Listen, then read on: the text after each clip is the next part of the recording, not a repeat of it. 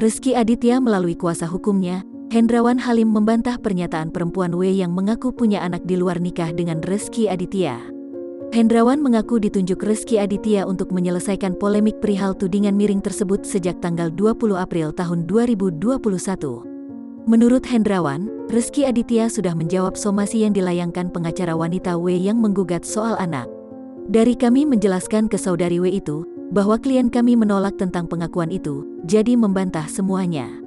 Itu sudah kami sampaikan pada somasi yang kami buat kepada kuasa dari W, ungkap Hendrawan Halim, kuasa hukum Rizky Aditya. Siapa wanita W yang mengaku punya anak dari artis Rizky Aditya? Fakta seputar wanita berinisial W diungkap sang kuasa hukumnya, Ferry Aswan. Bertahun-tahun disembunyikan, wanita W akhirnya angkat bicara mengenai hubungan asmaranya dengan Rizky Aditya yang menghasilkan anak.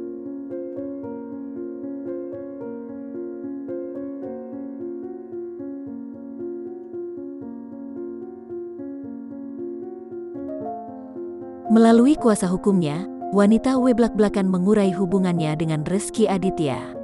Dilansir tribunnewsbogor.com dari YouTube Trans 7 Lifestyle, Ferry Aswan, kuasa hukum seorang wanita berinisial W blak-blakan.